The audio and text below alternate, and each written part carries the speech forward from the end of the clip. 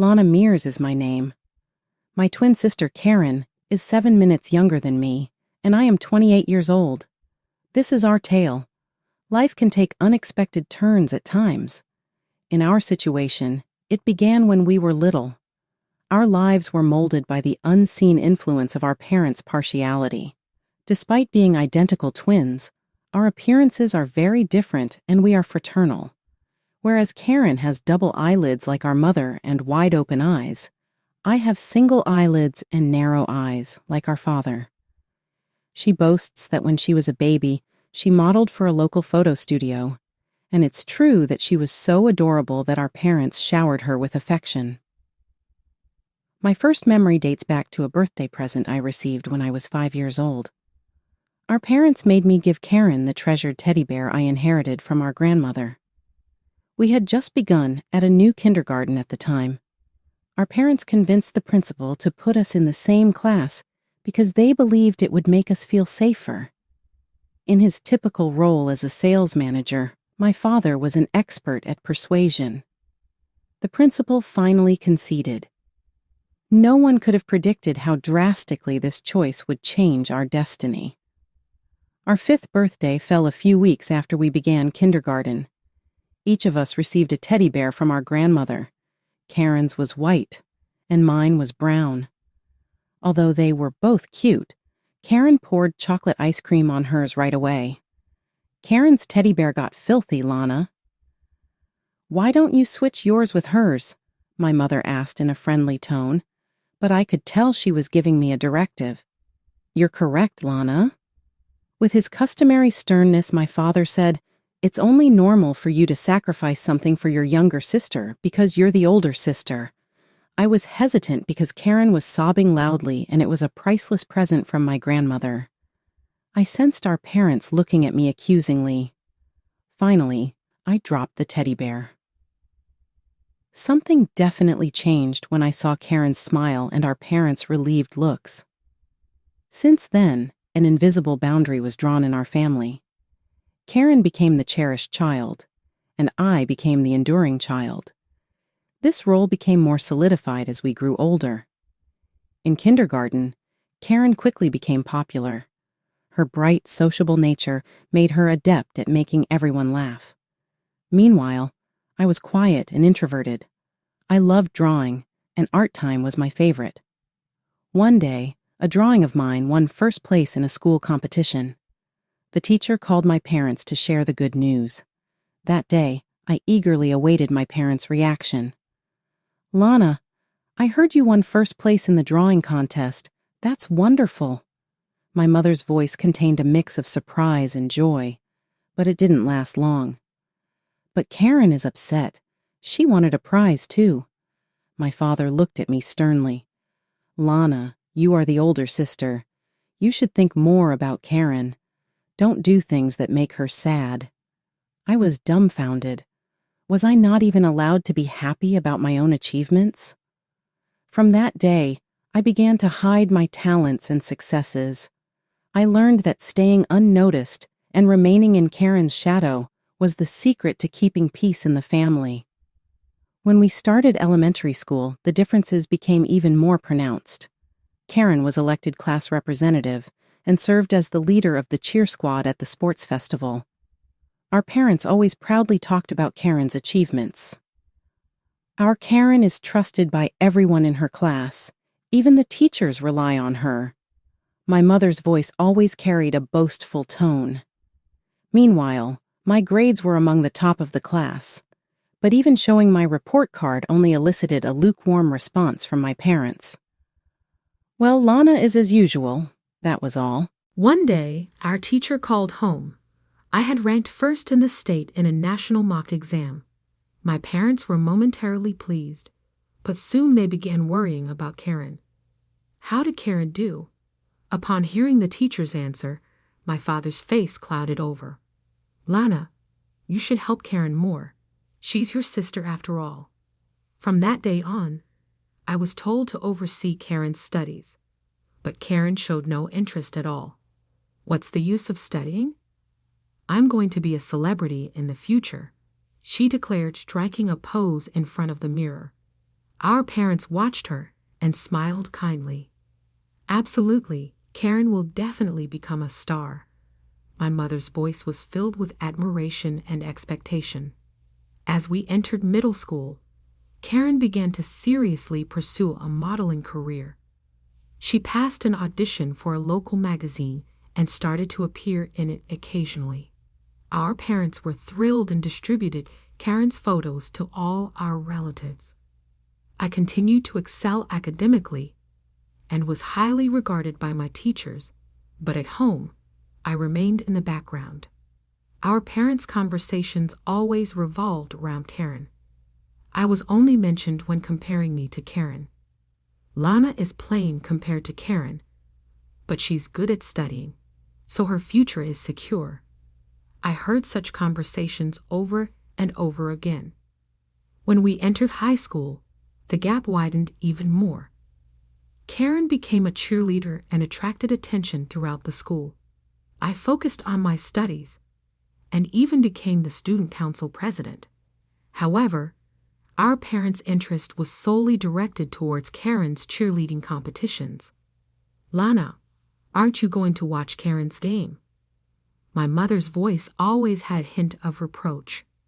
I have to study. My response was always the same. The truth was, it was painful to watch Karen bask in the spotlight. Amidst this, I found my future dream. I wanted to become a financial analyst. I manipulated numbers and analyzed the value of companies, finding the fairness I was looking for. Numbers don't lie. I was drawn to a world where one is evaluated solely on their abilities. When I shared this dream with my parents, their reaction was unexpected. That sounds like something Lana would be good at. My mother's voice had a rare affirmative tone. You will probably do well. My father also unexpectedly offered words of recognition. In that moment, a small hope sprouted within me. Maybe my parents did recognize my worth after all. Eventually, the time to go to college came.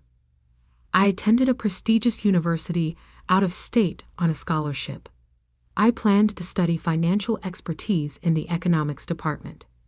Meanwhile, Karen enrolled in a local university to study acting in the College of Arts. Karen will surely succeed as an actress. My parents' expectations were still squarely focused on Karen. When college life began, I felt freedom for the first time. Living away from home, I discovered the joy of making my own decisions about my life. Classes were enjoyable, I made new friends, and I started a part-time job. On the other hand, Karen's college life was not going smoothly. Right after enrolling, she began saying that the university was not a good fit for her. Everyone is too serious here. It's boring for me, she complained. Karen began skipping classes, and within a year, she had dropped out of the university. I'll take some time at home to find the right path for myself, Karen said as she moved back in with our parents. While they were worried, they accepted Karen's decision. We need to support Karen until her talents bloom, my mother said, comforting Karen. From then on, I gradually reduced my contact with home. Whenever I called, the conversation always revolved around Karen. They hardly asked about my studies or life. After graduating from university, I secured a job at the financial institution I had always wanted to work for. My starting salary wasn't very high, but I found joy in being able to support myself with my own efforts. The job was tough but fulfilling. Facing numbers and analyzing the realities of businesses provided the fairness I sought. Meanwhile, Karen was still doted on by our parents and lived as a NEET, under the guise of helping with household chores. Her life was mostly sedentary, eating her favorite foods and lounging around, which led her to gain a significant amount of weight, losing the cuteness of her childhood. However, to our parents, who had become completely indulgent, Her physique seemed irrelevant, regardless of the past, when they favored Karen for her cuter appearance over mine. One day, amidst these ongoing circumstances, I suddenly received a call from Karen. "Lana, I want you to give our parents a trip," she said. I was puzzled by her sudden request. "What? Why all of a sudden?" "It's for their 30th wedding anniversary. I heard that the son of Mr. Lane next door gave his parents a trip." "Mom seemed envious when she heard about it," Karen explained. I couldn't help but smile wryly. Typical of our mother, she probably didn't want to be outdone by the Lanes. But we haven't done anything for them before, right? Not for their 10th or 20th anniversaries. "That doesn't matter. It's never too late to start." Karen's voice carried her usual confidence. "So what do you want me to do?" The answer was as expected. "I want you to put up the money. I'll handle all the reservations. Then it can be a gift from both of us." Karen doesn't work, so the allowance she gets from our parents is her only source of income, and she spends all of it, so she has no savings.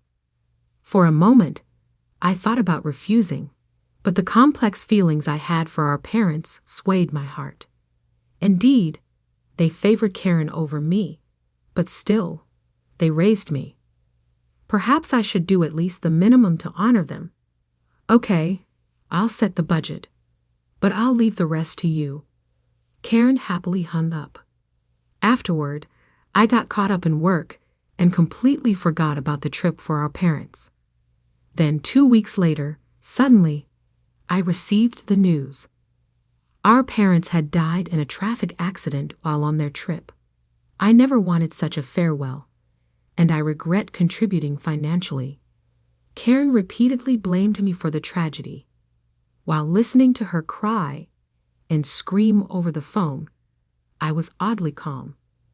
It was as if my emotions had frozen. "Lana, what are we going to do?" Karen's voice was broken. "Stay calm. I'm coming home right now. I'll handle everything." After hanging up, I immediately contacted my boss and applied for emergency leave, then set off for my childhood home. When I arrived, relatives had already gathered. Karen was being cradled by one of our mother's friends, crying like a small child. I entered the house quietly and navigated through the bustling relatives to the second floor, to my old room. Stepping into the room, nostalgia hit me, but so did a sense of dissonance. A decade-old poster still hung on the wall, but unfamiliar clothes were carelessly thrown on the bed. Karen had been using it as her room. Taking a deep breath, I shifted my focus. This was no time for sentimentality. There was much to be done. A few days later, the funeral took place. I managed the ceremony methodically. Karen broke down crying, nearly fainting several times. Relatives and our parents' friends were focused on comforting Karen, barely noticing me. After the funeral ended and the relatives had left, Karen and I were alone for the first time. "Lana, what are we going to do now?" Karen asked anxiously. "First, we need to check our parents' will," I replied calmly. "Then there's the mortgage and insurance paperwork to handle. I'll take care of everything." "Stop being so cold." Karen suddenly screamed. "Mom and Dad are dead. Don't you feel sad at all?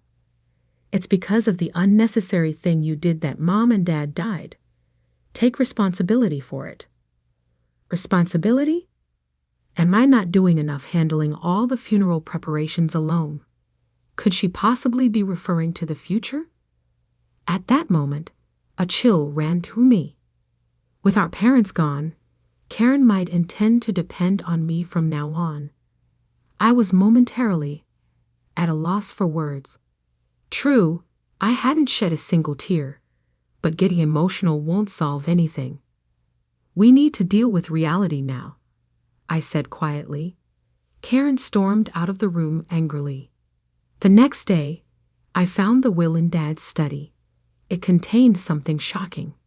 Although I am healthy and cannot imagine passing away, if I do, half of my estate will go to Mom, and of the remaining, 80% will go to Karen, because she has always been our support, and the rest will go to Lana. I couldn't believe my eyes. Why such an unfair distribution? Just then, Karen entered the room.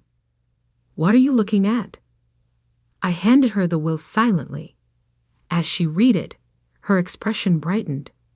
Just as I thought, Mom and Dad really did think about me. In response to her words, emotions I had long suppressed suddenly overflowed.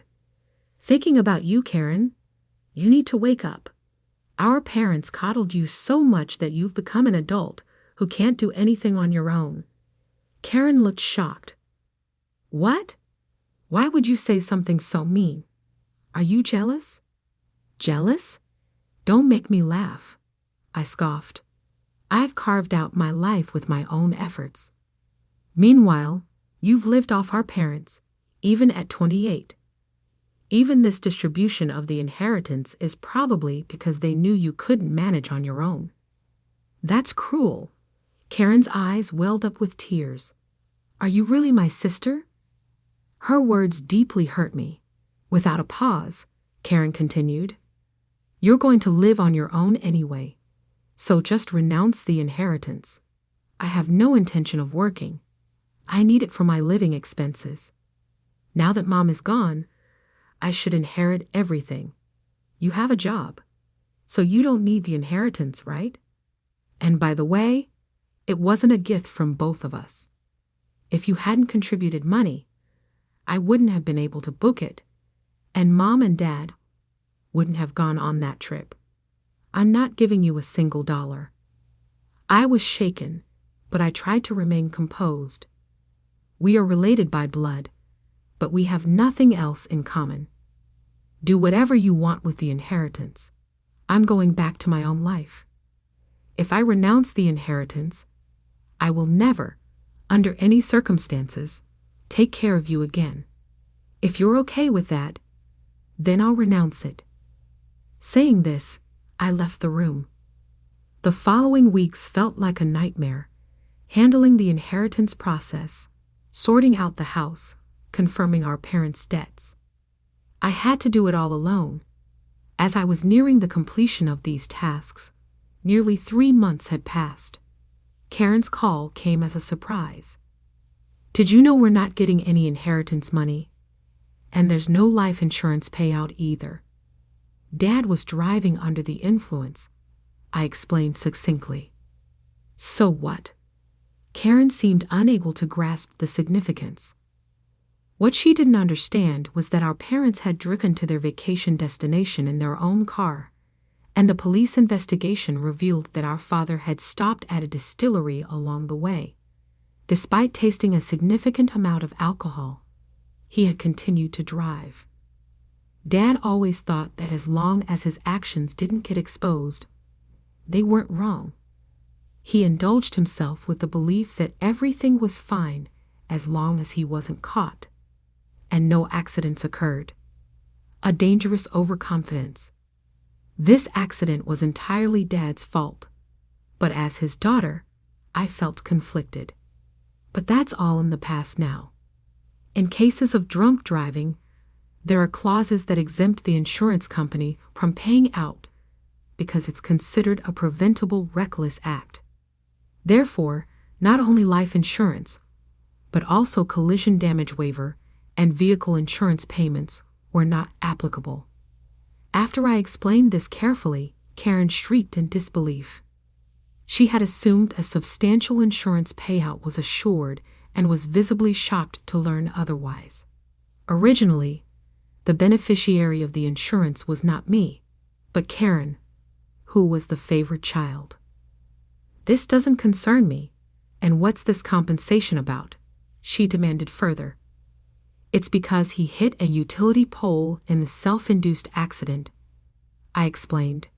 Utility poles are public property, and when damaged in a traffic accident, the actual cost of repairs is billed to those responsible. But $80,000 for a concrete pole? That's ridiculous. It's just a pole, and it's not even broken, right? Karen argued. Actually, it caused a power outage. If anything, that's a low estimate, I explained.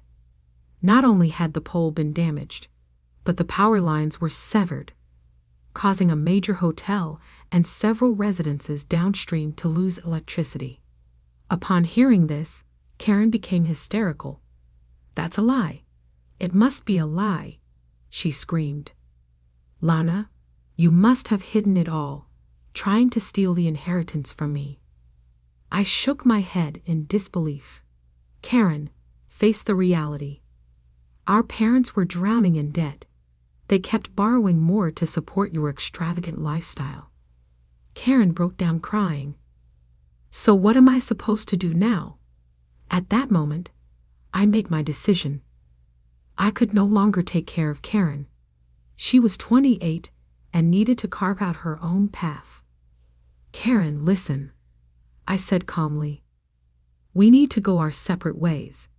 You need to forge your own life with your own efforts. I can't look after you anymore, I said, the weight of the decision pressing down on me. Karen looked at me in shock. What are you talking about? We're sisters. Aren't we supposed to help each other? Her confusion was evident. No, that's not how it is, I replied firmly. We might be twins, but we were living separate lives now. You need to become independent. Karen's face twisted in anger. You're so cold. How can you be so cold? Our parents just died, and you choose this time to abandon me, she accused. I took a deep breath, steadying myself against her accusations and the emotional turmoil swirling between us. Karen, this isn't abandonment. I'm treating you as an adult. You aren't a child anymore, are you? Despite her crying over the phone, I ended the call. Since that day, my relationship with Karen completely cooled off. She stayed at the family home, and I returned to my apartment. Occasionally, relatives would contact me, updating me on Karen's situation. With no savings left and no one else to rely on, she had reluctantly started to look for part-time jobs and modeling work. I focused on my career. My path as a financial analyst was successful, and I earned promotions as I adapted to my new life. Memories of my parents and my conflicts with Karen gradually faded. While searching for necessary documents one day, I found a bank book registered in my name. Alongside, it was a letter from our grandmother. It seemed it was not my parents, but my grandmother who had left these for me. My grandmother had not been pleased with how our parents favored Karen and had admonished them multiple times. Because of this, she gradually became estranged from them and sadly passed away alone in a facility. The letter was already opened and stored with my parents' valuables, suggesting they had not intended to give it to me. However, this was evidence of my grandmother's affection for me and was rightfully mine. 5 years have passed since then. One day, out of the blue, Karen called me. Lana, I need to talk to you. Her voice was completely different from 5 years ago. It was calm and matured.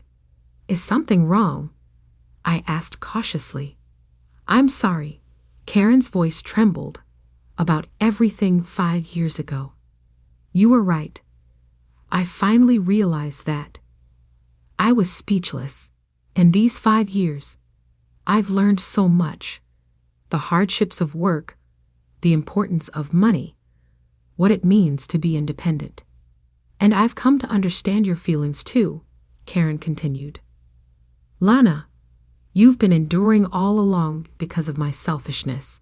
You gave up so much, didn't you? I'm truly sorry. Tears spilled from my eyes for the first time. Karen, Lana, can we start over?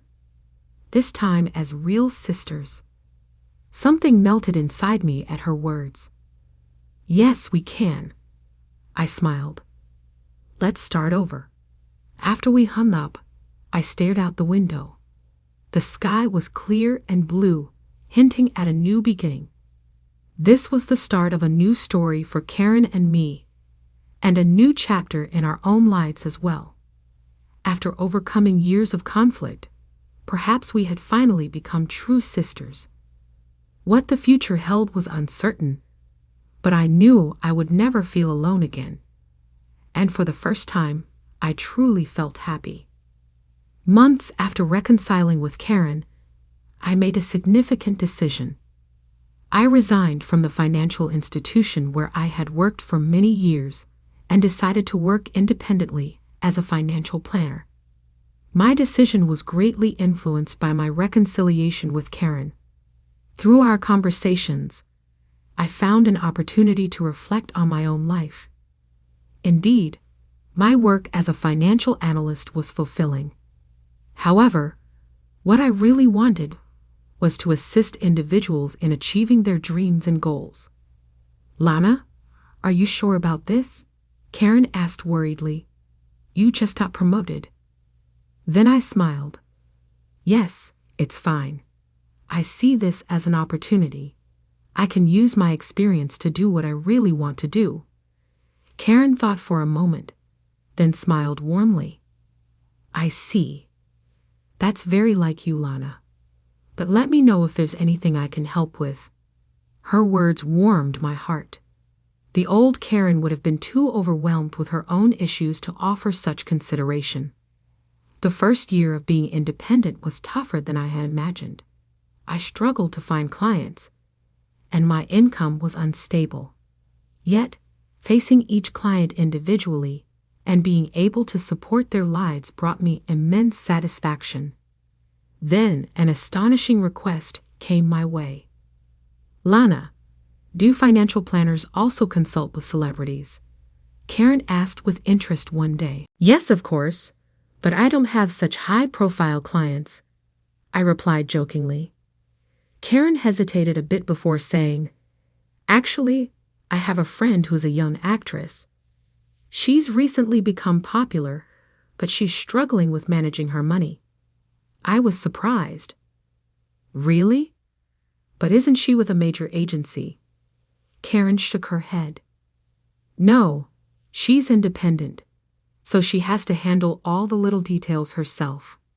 Eventually, I met with the actress Audrey.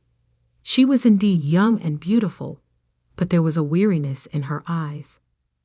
"I'm really sorry for this sudden consultation," Audrey said. "Not at all," I smiled. "I'm here to help if I can." Audrey's concerns were more serious than I had imagined. Though her income had increased due to her recent success, she had no knowledge about managing taxes or investing for the future. "I only ever focused on acting," Audrey said sheepishly. "But I know I can't continue like this." Hearing this, I was reminded of the old Karen, chasing dreams without facing reality. "It's okay." I took Audrey's hand. "Let's work hard together." Over the next few months, I developed a financial plan for Audrey from scratch. From the basics of taxes to long-term asset management, I explained everything carefully. Audrey was a quick learner. "Lana, thank you so much. I didn't realize how much there was to learn." Her words filled me with great joy. I was making a tangible contribution to someone's life. This was exactly what I had been seeking. The work I did with Audrey began to attract attention, and gradually, I started gaining more clients from the entertainment industry. My business developed in unexpected directions. One day, Karen burst into my office, visibly excited. "Elle, it's incredible. We've got an interview request from a TV station." I was so surprised that I stood up from my chair. "What do you mean?" I asked. Karen explained, breathless, "You're being called the ally of celebrities. They want to feature you as a financial planner who supports the financial independence of young entertainers." I was perplexed. "But I'm just doing my job. There's nothing special about that. Karen shook her head. No, Lana, you're special. Not many can understand the complex income structures of celebrities and give advice while respecting their dreams. Her words made me think deeply. Indeed, the financial situations of celebrities are unique. Unstable incomes, sudden large payments, complex taxes, and above all, the importance of pursuing dreams. Perhaps through my experiences and my relationship with Karen, I had come to deeply understand these. In the end, I decided to accept the TV interview. It wasn't just to promote my own work, but also as an opportunity to convey the importance of financial independence to young entertainers. On the day of the interview, I stood in front of the camera, nervous. Ms. Myers, why did you decide to become a financial planner specializing in celebrities? The interviewer asked. I paused to think before answering. Actually, I have a twin sister. She once aspired to be in the entertainment industry too, but she lacked financial knowledge. I spoke candidly about my past with Karen, our relationship with our parents, and the process of reconciliation. While I omitted the finer details, I explained how these experiences connected to my current work. Pursuing dreams is wonderful. However, to sustain those dreams long-term, a solid financial foundation is necessary. I aim to support celebrities in achieving both, I explained. When the interview concluded, the staff applauded. The director approached me and said, "Thank you for such an inspiring story. It will surely resonate with many people." After the broadcast, the response was greater than anticipated. Not only did numerous young entertainers reach out for advice, but general viewers also shared how the interview helped them appreciate the importance of balancing dreams with reality. That evening, Karen came to my apartment. "Lana, I watched it," she said with sparkling eyes. "It was wonderful." I smiled, a bit embarrassed. "Thank you, but I could only tell that story because you were there with me." Karen nodded quietly. "Lana, sometimes I still think about it. If I had been more realistic back then, maybe I could have become a famous actress by now," she mused. I looked at her, surprised, but saw no regret in her expression. But Karen continued, "I am satisfied with my life now. That setback allowed me to truly confront who I am, find the job I have now, and more importantly, it made us true sisters." I hugged Karen spontaneously. At that moment, I felt that we had truly reconciled. The wounds of the past might not be completely healed, but we had found closure and a new beginning together. We could use that as nourishment to grow together. I was sure of it.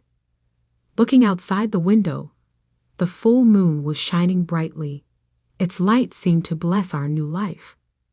What the future holds, I do not know, but I will never feel lonely again.